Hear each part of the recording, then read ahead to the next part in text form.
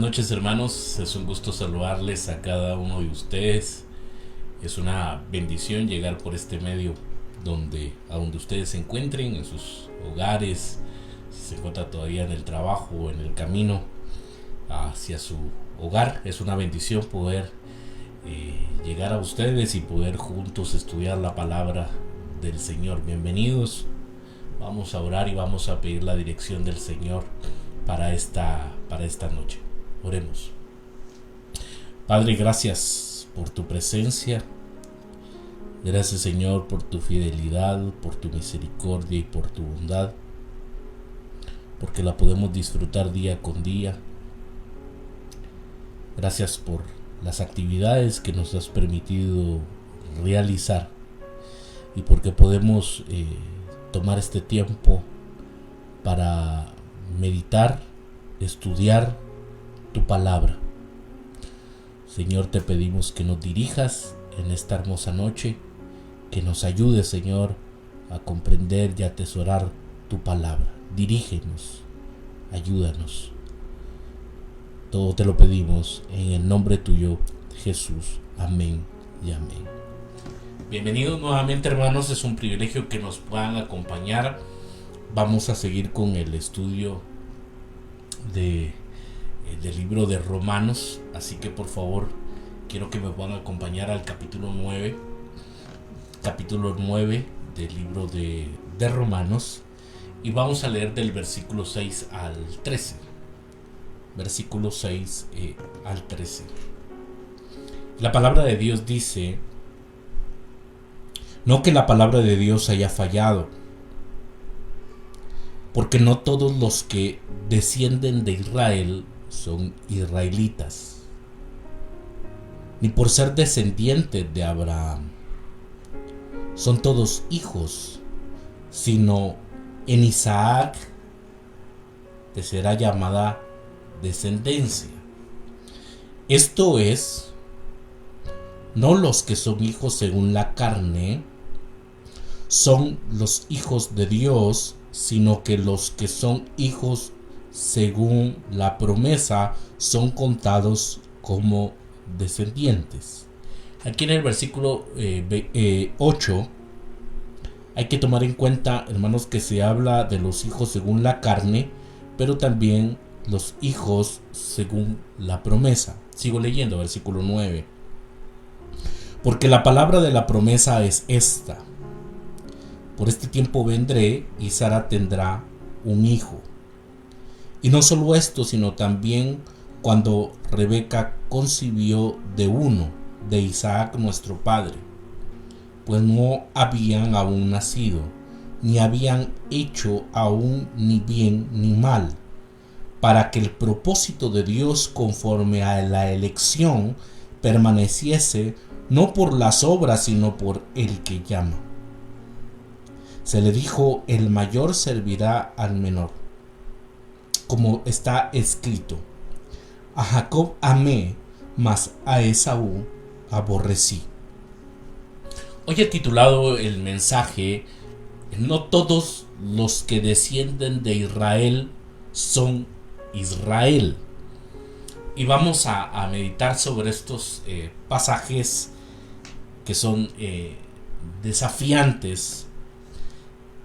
Pero es interesante, hermanos, que el evangelio que Pablo a menudo llama o es llamado el apóstol de los gentiles, predicaba primeramente a los judíos y también a los griegos o gentiles.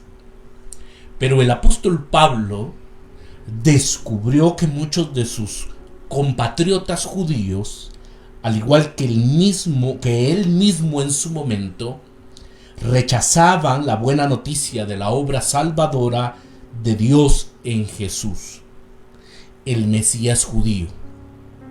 Al mismo tiempo, muchos gentiles llegaban a la fe, a menudo gracias a la labor de Pablo y sus asociados.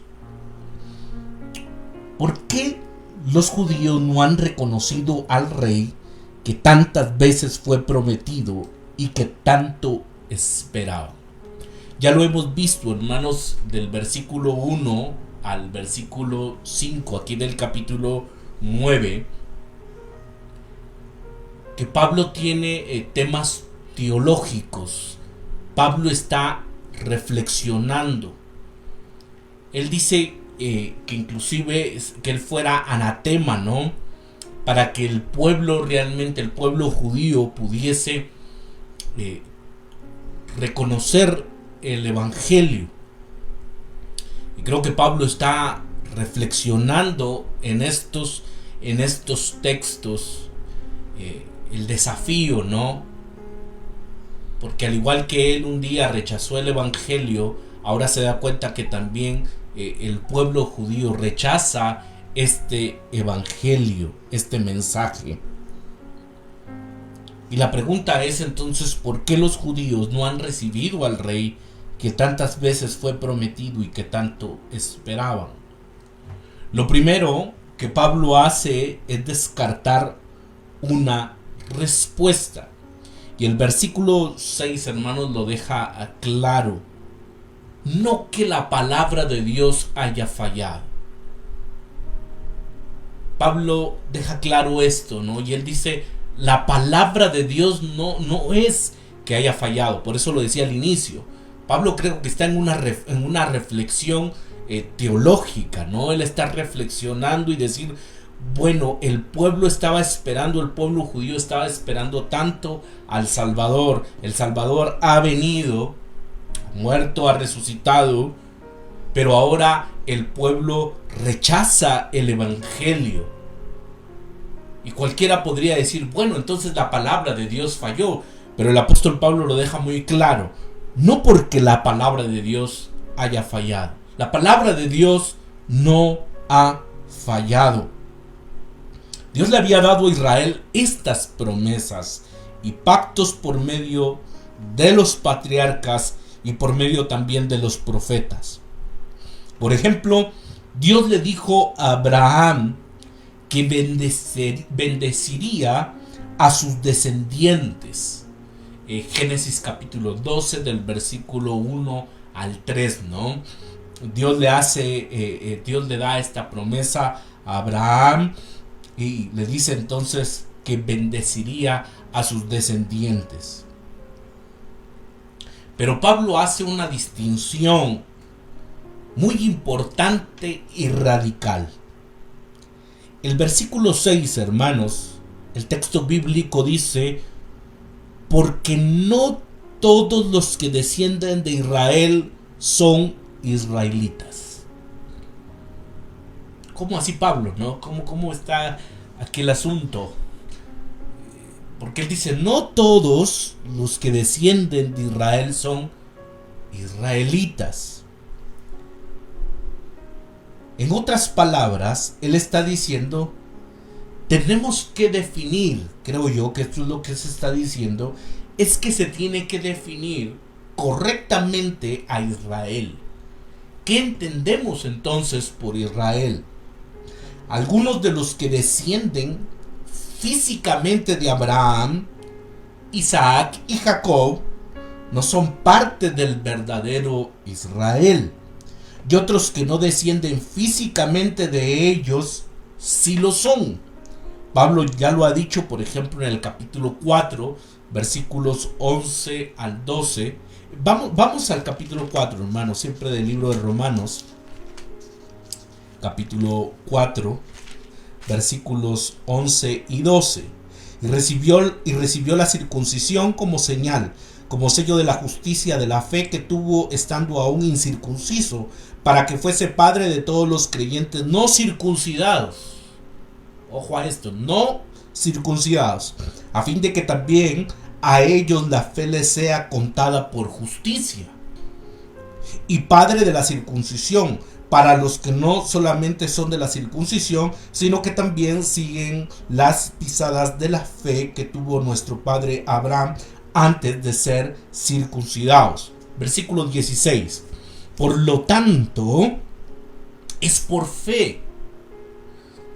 Por lo tanto, es por fe, para que sea por gracia, a fin de que la promesa sea firme para toda su descendencia, no solamente para la que es de la ley, sino también para la que es de la fe de Abraham, el cual es Padre de todos nosotros.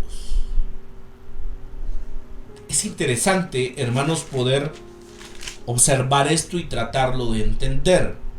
Por eso he titulado el mensaje: no todos los que descienden de Israel son Israel.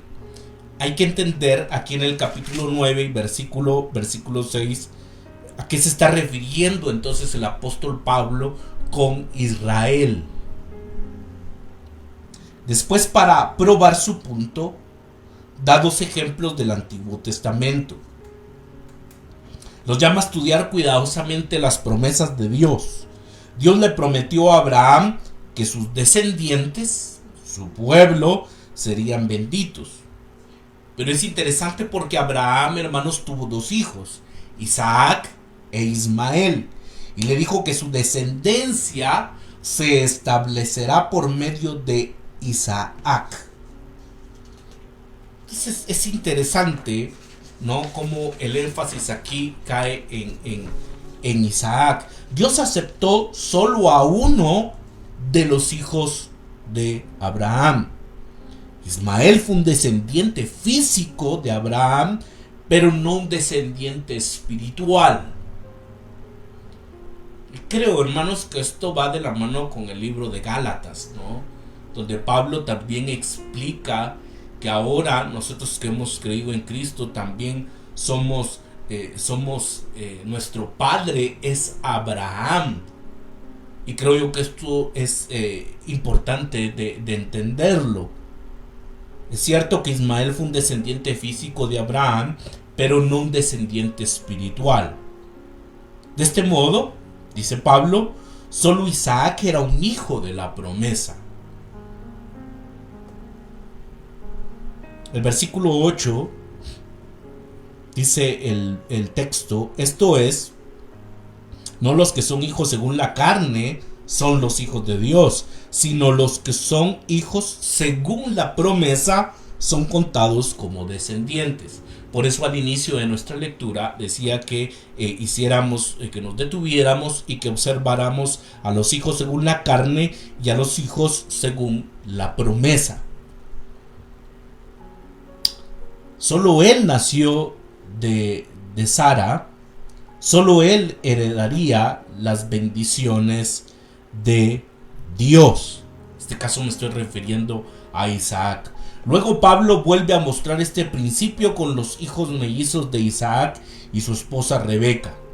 Aunque ellos tuvieron un mismo padre y ambos eran descendientes físicos de Abraham, solo uno llegó a ser el descendiente espiritual y heredó las promesas. El versículo 10 dice: y no solo esto, sino también cuando Rebeca concibió de uno, de Isaac nuestro padre, pues no habían aún nacido, ni había hecho aún ni bien ni mal, para el propósito de Dios, conforme a la elección, permaneciese no por las obras, sino por el que llama. Pero mientras aborda el caso, el apóstol Pablo, mientras aborda el caso de Jacob y Esaú, Pablo trata con mayor profundidad el caso de Isaac e Ismael. Plantea la difícil pregunta: ¿por qué algunos de los descendientes de Abraham aman a Dios y son el verdadero Israel y otros no? Creo que esta es una pregunta válida, ¿no? Porque algunos sí aman al Señor y otros no. Es difícil evitar la respuesta de Pablo o no verla, pero no siempre es fácil también aceptarla.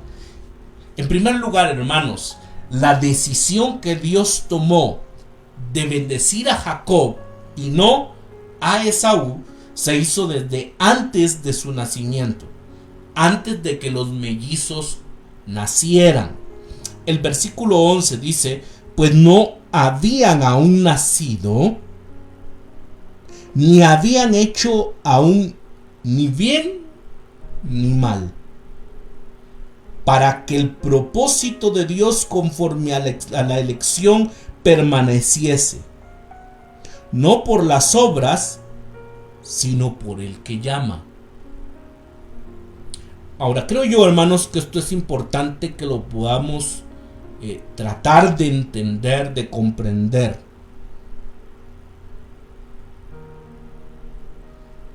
No han nacido, ninguno ha hecho ni bien ni mal, para que el propósito de Dios conforme a elección permaneciese, no por obras, sino por el que llama. Aquí el énfasis, hermanos, creo que recae en esta última parte. No es por obras, sino es por el que llama. Y es algo que nos ha dejado claro el libro de Romanos, que no se trata de nuestras buenas obras. Nosotros no podemos comprar, alcanzar la gracia de Dios con nuestros méritos, con nuestros recursos, con nuestros talentos, porque esto proviene de Dios, no es una cuestión de obras. Es interesante, hermanos, porque hay un biblista llamado Craig Keener, pero él también dice, pero en realidad, tomando el capítulo 8 y versículos 29, dice el texto, porque a los que antes conoció, también predestinó. Y Craig Keener propone que por supuesto de que Dios conoce ya a estos mellizos, ¿no? Los conoce de antemano. Por supuesto que el texto dice que pues no habían nacido, ni habían hecho ni bien ni mal. Pero lógicamente el Señor ya conocía sus vidas. Un preconocimiento. Vuelvo a repetirlo entonces. En primer lugar, la decisión que Dios tomó de bendecir a Jacob y no a Saúl se hizo desde antes de su nacimiento, antes que los mellizos nacieran.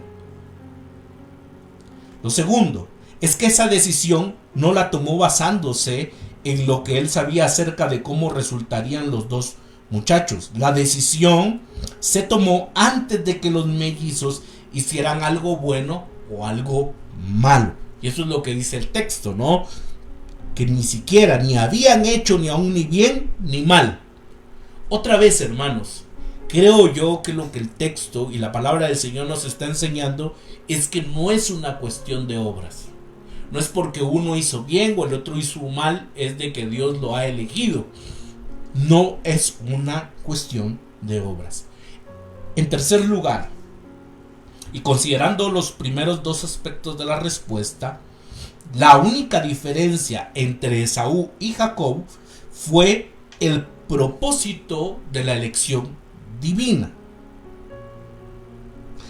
La palabra griega, hermanos, para elección quiere decir extraer o escoger. Para no quedarnos cortos, o para no quedarse corto, en el versículo 13, Pablo parafrasea las palabras que Dios dio por medio del profeta Malaquías, como está escrito: a Jacob amé, mas a Esaú aborrecí.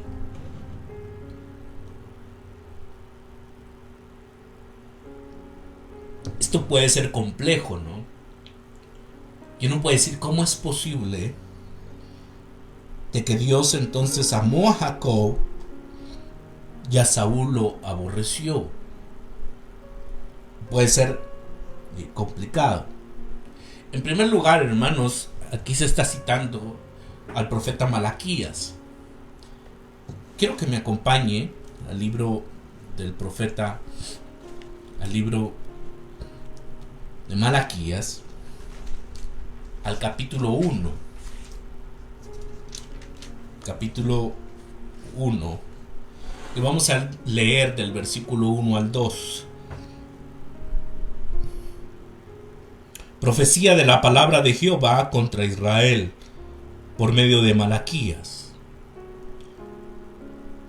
Yo os he amado, dice Jehová, y dijisteis: ¿en qué nos amasteis? ¿No era Esaú hermano de Jacob? Dice Jehová. y amé a Jacob. Y si sigo leyendo en el versículo 3 dice, y a Esaú aborrecí y convertí sus montes en desolación y abandoné su heredad para los chacales del desierto. Entonces es interesante cómo el apóstol Pablo toma estas palabras del profeta y dice, a Jacob amé, mas a Esaú aborrecí. Amé a Jacob, pero aborrecí a Esaú. Creo yo, hermanos, que debemos de tener cuidado de no pensar que este odio es idéntico a la emoción que usualmente llamamos por ese nombre. Para nosotros, hermanos, en nuestro contexto, odiar tiene connotaciones, por supuesto, muy negativas. Ahora lo que nos deberíamos de poner a pensar y a reflexionar es si en este contexto cultural, en un contexto de primer siglo, ¿a qué se está refiriendo el apóstol Pablo con la cuestión de odiar? Se ha propuesto, hermanos, de que hay un modismo hebreo detrás de esto. El ejemplo, hermanos, que regularmente se pone es el de Lucas capítulo 14, versículo 26. El texto bíblico dice, Jesús le dijo a sus discípulos que ellos tenían que odiar a sus familias para seguirlo a él. Eso no quiere decir que tenemos que odiar literalmente a nuestros padres, sino que debemos de amar a Jesús más que ellos. Aborrecer es la palabra que utiliza Reina Valera del 60, ¿no? El que no aborrece a padre o madre. Pero lo que realmente, hermanos, creo yo que el texto quiere decir aquí es de que no tenemos que odiar a nuestros padres, aborrecerlos. De ninguna manera eso es lo que está enseñando el texto. En este sentido, lo que está enseñando es que nuestra prioridad, nuestro amor siempre tiene que ser por nuestro Señor Jesucristo. Y en este sentido esto se ha entendido como un modismo hebreo. No obstante, Pablo está diciendo que Dios eligió poner a Jacob por encima de Esaú. Pero no por nada que hubiera Jacob que fuera moralmente superior a Esaú. Y por eso vuelvo a decir, hermanos, que en el versículo 11 creo que el peso recae en la última parte. No se trata por una cuestión de obras. Y creo yo que ese es el propósito del apóstol Pablo. El decir, es que aquí no se está tratando de una cuestión de obras. No es por obras que nosotros alcanzamos la salvación, alcanzamos la gracia y el favor de Dios.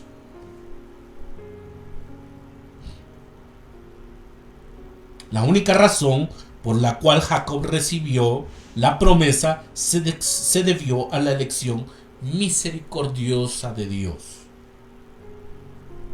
Ahora que hay algo importante, hermanos. Personalmente, no creo que Pablo esté articulando una doctrina de doble predestinación como algunos han propuesto. Algunos proponen entonces la predestinación. ¿A qué se refiere, pastor, con la doctrina de la doble predestinación? Pues algunos han entendido esta doble predestinación, que algunos individuos entonces son para salvación y otros para condenación. Yo no creo que el texto esté enseñando eso, ¿no? O que Dios esté jugando como al Tin Marín. A este sí salvo, a este no salvo. Debemos de tener cuidado porque el texto, vuelvo a repetirlo, creo que no está enseñando eso. Pablo no está articulando una doctrina de doble predestinación, la predestinación de algunos individuos a la salvación y otros a la condenación. Más bien está proclamando la libertad de Dios para sorprender a las personas con la misericordia y en última instancia para glorificarlas.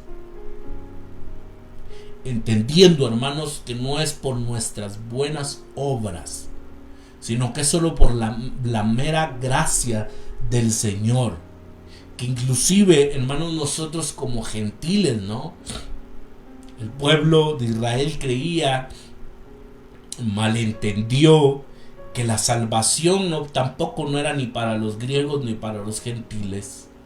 ¿Cómo era posible entonces de que ahora el Señor fuera a elegir que en el paquete, por decirlo de esta manera, también entraran los gentiles? Y creo yo, hermanos, que esto es importante de entenderlo, porque Dios tiene misericordia de quien Él quiere. A veces creemos, hermanos, que nosotros somos de un círculo élite, ¿no? Solo somos unos escogidos.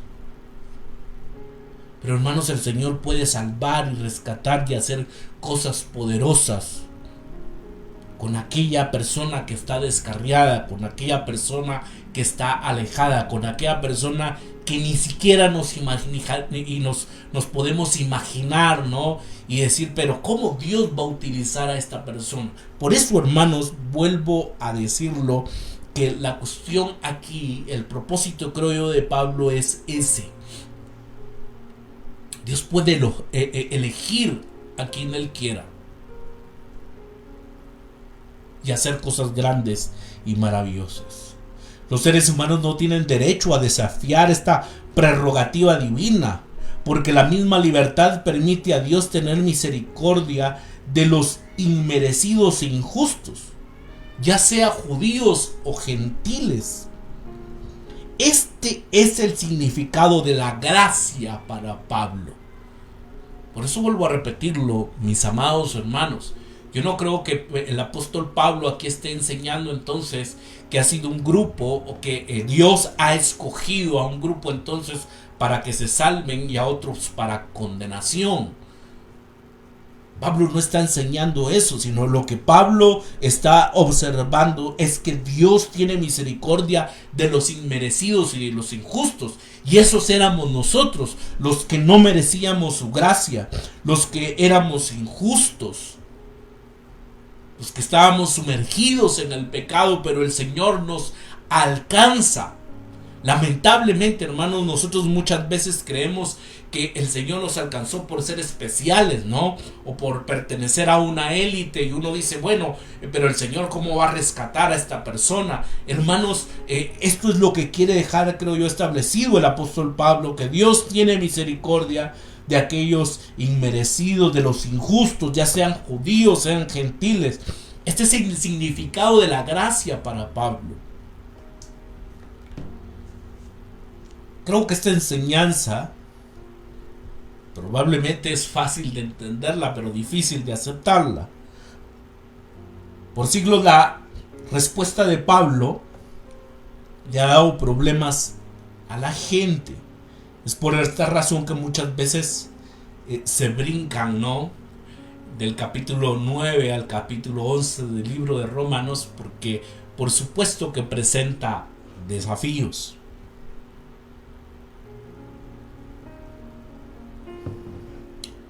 Una primera pregunta que me surge aquí leyendo el texto es: ¿quiere decir que Dios es arbitrario? Se podría decir que en un sentido Dios escoge a las personas diciendo de Team Marín, ¿no? Y escogiendo en una cuestión como de suerte quién se va a salvar y quién no se va a salvar. Y la respuesta es no. Pablo no está diciendo que Dios no tenga razones. Todo lo que se nos dice es que las razones no están en nosotros. No existe ninguna superioridad de los creyentes sobre los incrédulos.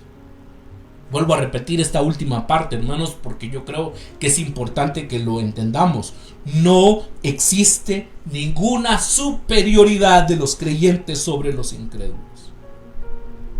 El texto lo deja claro, ¿no?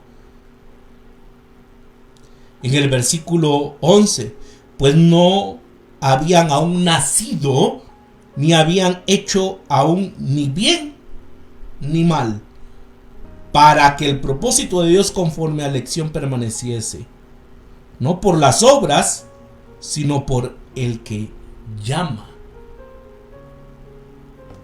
En ese sentido, ¿de qué se podía jactar Jacob? Hermanos, si analizamos la vida de Jacob, no era un engañador. La misma historia del apóstol Pablo. Era un perseguidor de la iglesia. Y uno podría pensar entonces qué méritos hay en ellos, o existen o existieron en ellos para que el Señor los haya alcanzado y rescatado. Por el otro lado, hermanos, debemos de ponernos a analizar con nuestras propias vidas, ¿no? ¿Cuántos errores? Muchas veces sumergidos en el pecado. ¿Qué de bueno hay en nosotros para que Él nos haya elegido? Y la respuesta es clara, no hay nada de bueno en nosotros. Por su gracia y su misericordia que Él nos ha alcanzado. Por lo tanto, entonces, no existe ninguna superioridad de los creyentes sobre los incrédulos. Es que el Señor me alcanzó porque yo soy muy bueno. Y el otro que está perdido, algo hizo. Algo está pagando, ¿no? Y nos sentimos, hermanos, como en una élite, en una arrogancia, en una superioridad por los incrédulos, cuando el apóstol Pablo está dejando muy en claro que no hemos hecho absolutamente nada para que la gracia y la misericordia del Señor nos haya alcanzado. Lamentablemente, hermanos, dentro del pueblo de Dios muchas veces existen personas así, ¿no?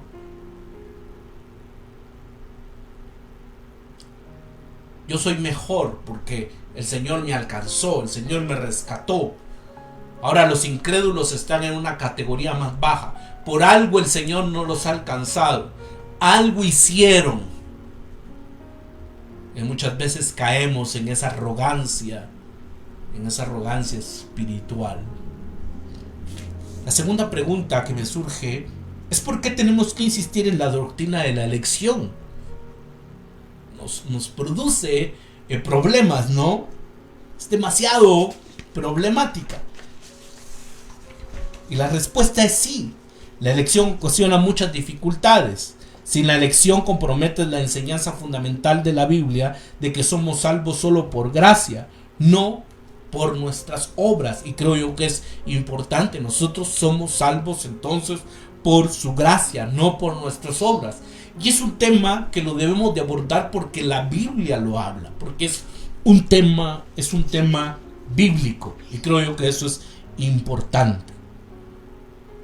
Ahora, con todo lo que hemos observado, hermanos, en esta noche, alguien podría decir, ¿no? Como al inicio de lo que del versículo 6, cuando iniciábamos, ¿se ha frustrado la promesa de Dios?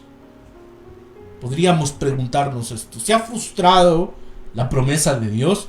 En primer lugar, las promesas que Dios hizo en el Antiguo Testamento nunca se dieron de manera automática a cualquiera que fuera descendiente físico de los patriarcas.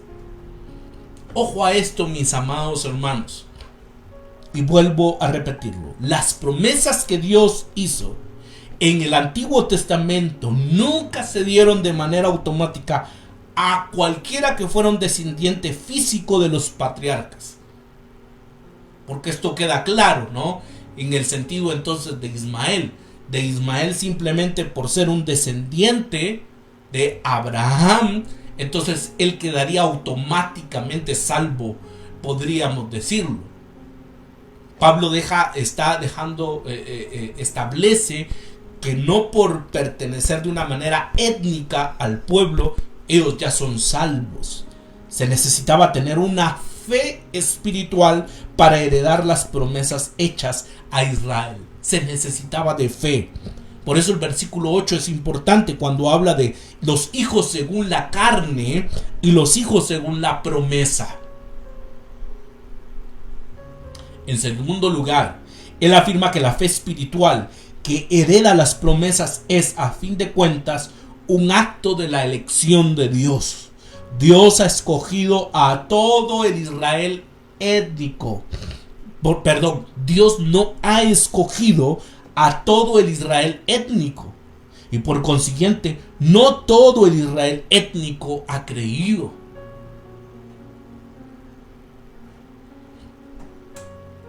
porque hay hijos según la promesa. El argumento de Pablo tiene un objetivo también pastoral, y creo yo que es importante poderlo entender.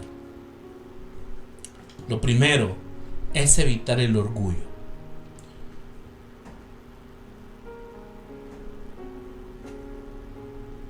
Vuelvo a leer el versículo 11. Pues no habían aún nacido, ni habían hecho aún ni bien ni mal. La pregunta es aquí entonces, ¿qué bien? ¿Qué mal hicieron? No han hecho nada. Ni habían hecho ni aún ni bien ni mal, para que el propósito de Dios conforme a la elección permaneciese, no por las obras, sino por el que llama.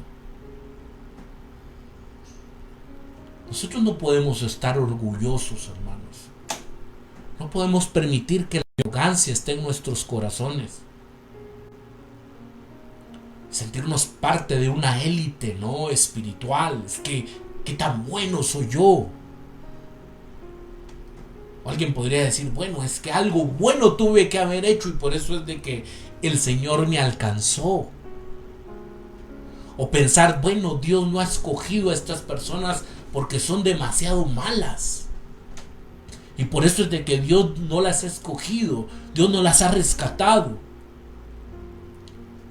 Es importante, hermanos, evitar el orgullo y la arrogancia espiritual.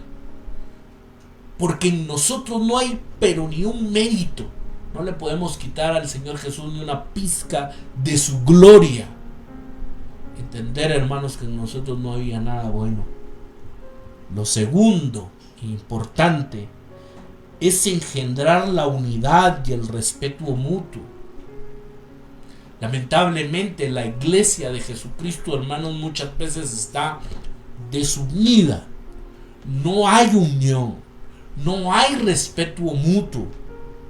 Este propósito se concreta posteriormente en las amonestaciones específicas a la comunidad de creyentes entre gentiles y judíos en el capítulo 14, y cuando lleguemos, hermanos, ahí lo vamos a observar.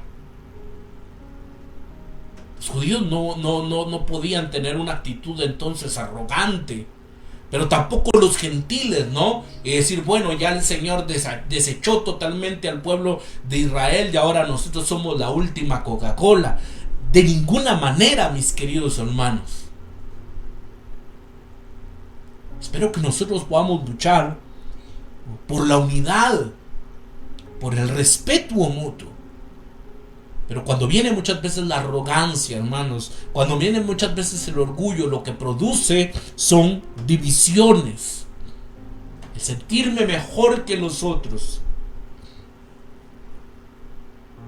Aquí, hermanos, se celebra el misterio y la magnificencia de la misericordia de Dios. Proporciona la razón de ser de la gratitud gentil y de la unidad gentil judía con el Mesías.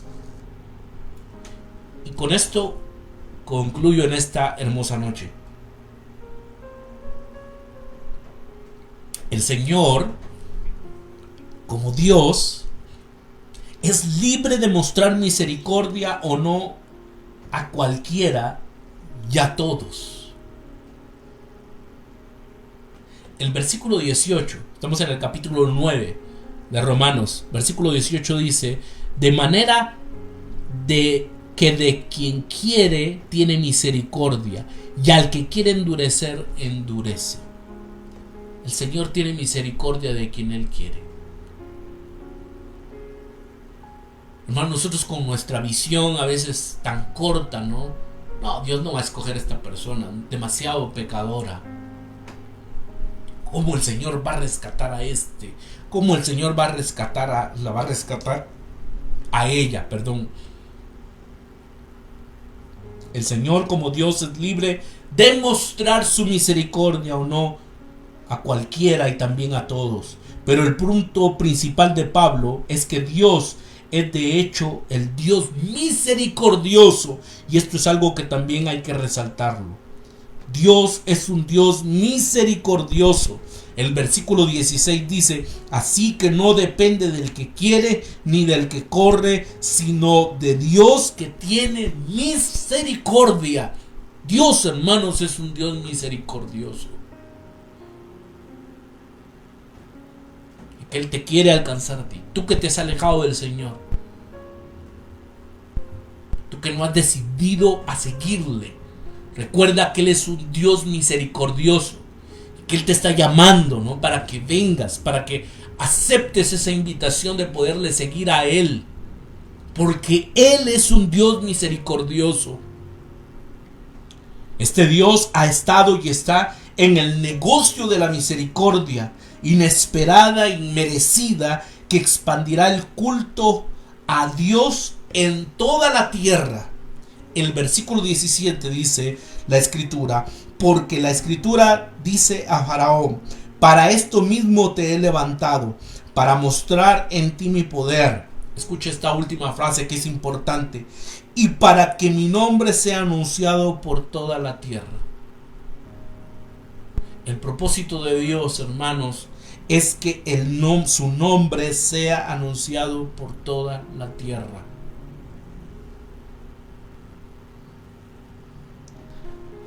La referencia a toda la tierra es claramente una insinuación sobre el plan final de Dios en todas estas obras misteriosas, que no solo los israelitas étnicos, sino que también los gentiles y por tanto todas las personas de todo el mundo conocerán la gloria de Dios y a su vez darán gloria a Dios.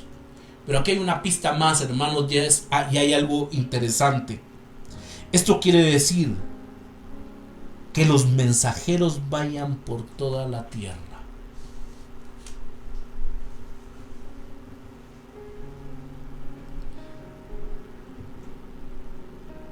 Lo decía, yo no comparto, hermanos, personalmente, aunque lo respeto, una doble predestinación. Algunos han sido predestinados entonces para perdición y otros para salvación. Si fuera así, entonces, ¿para qué debemos de evangelizar, no?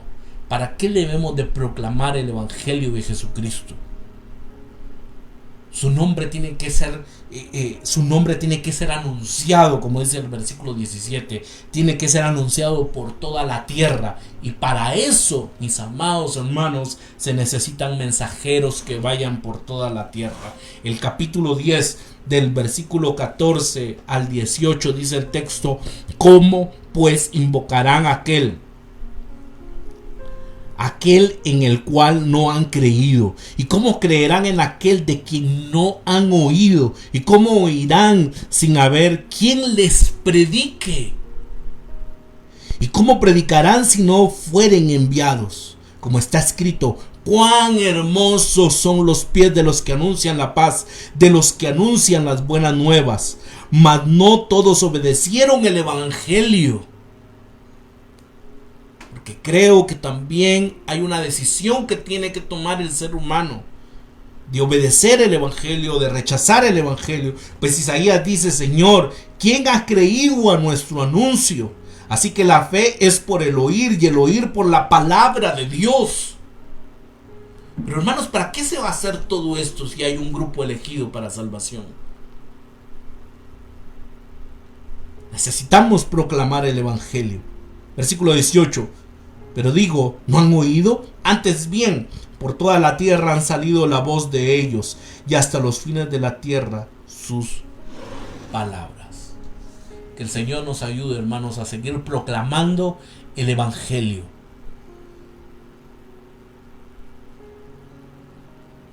Porque de tal manera amó Dios al mundo, que dio a su Hijo unigénito, para que todo aquel que en Él crea no se pierda y tenga vida eterna.